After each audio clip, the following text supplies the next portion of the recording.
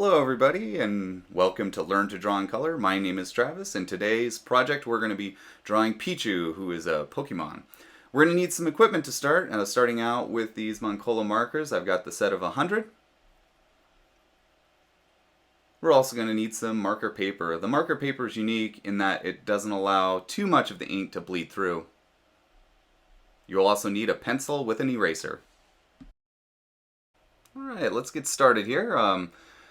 With Pichu, I'm going to put him up here in the upper right hand corner. We're going to start with the big shapes first. And so we want to get these ratios and the perspective of this Pokemon correct before we start adding the details, starting with the head, which is a sideways oval. From there, we're going to move into the body, which is kind of like a wider teardrop. And so it's also kind of ovally with more of a circle down near the base. The feet are going to be ovals. That one looked a little bit too much like Bugs Bunny and not enough oval. And this is why it's important to have an eraser on your pencil. And so what you want to, this is where I'm going to spend the most of my time actual drawing, is getting these shapes correct. Because if I get these shapes correct, the rest of the image is going to come out great. But I need all of these to be about correct, about as close as I can get them before I start adding the details. And you'll see the details will be the easy part. From here we'll add the ears. The ears are kind of a rounded off diamond shape. So we'll add the other one here.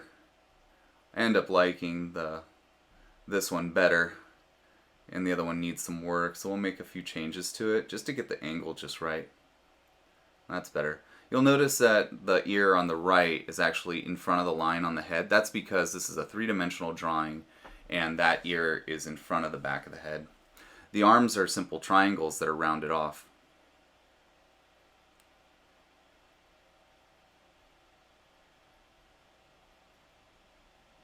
Yeah, trying to get it to look as symmetrical as possible.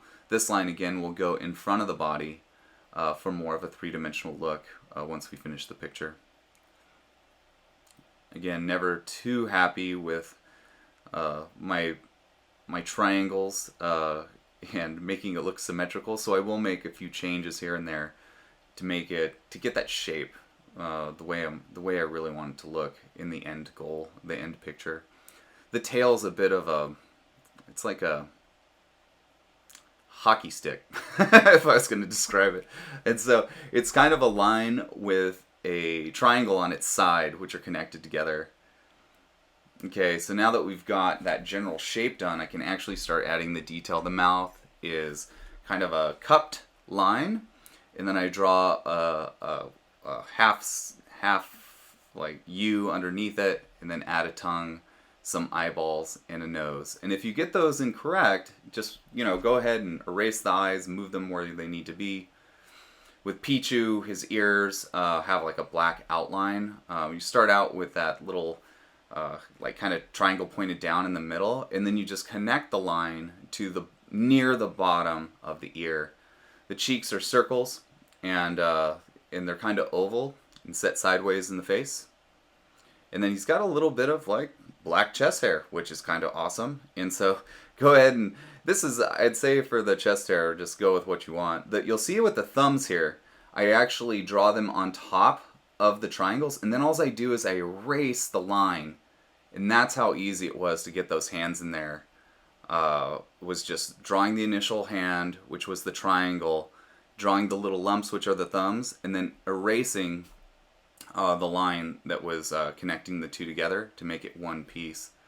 From here you'll have to break out your marker. Now the marker set that I'm using has a fine tip marker on the tip, and then more of a fill-in tip on the other side. So I like to start out my drawings with the fine tip and basically create an outline all over the picture. So right now I'm essentially just tracing over the pencil lines. So again, I spent a lot of time trying to get those pencil lines as good as I could get them. And so now that I've got all the thin line done, it's time to start filling in some of the major black areas. And so that'll be like the tail, the chest, and the ears. And you see that I've actually switched the tip that I'm using. And so on this side is kind of the broader brushstroke type marker tip. and then on the other side was the fine side. Use the fine side for the outside, and then I use the other side, the whiter side, to start filling in. And I like to kind of go around the edges first. I go around the edges of the thinner black line, and then I fill in afterward. It just, for me, it's less likely for me to make a mistake when I do it in that way. So again, I'll trace around the thin black line, and then fill in. Around the thin black line, and then fill in.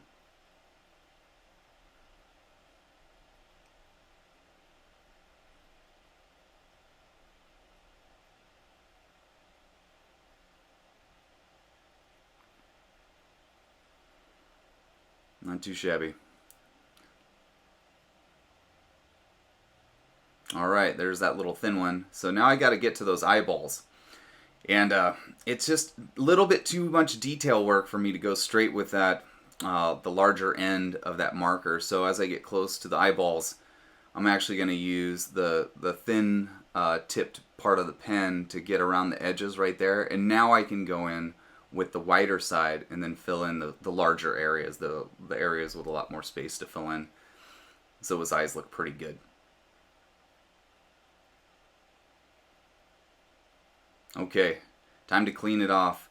So as you look at the picture, you're going to notice that there's quite a bit of pencil marks that are still remaining. And so what I'm going to do is, after I've got the black done, their outline I should say, I'm actually going to go through and find any of the pencil markings that are still on the drawing and erase them, because I don't want that being picked up through the marker once I start filling in color.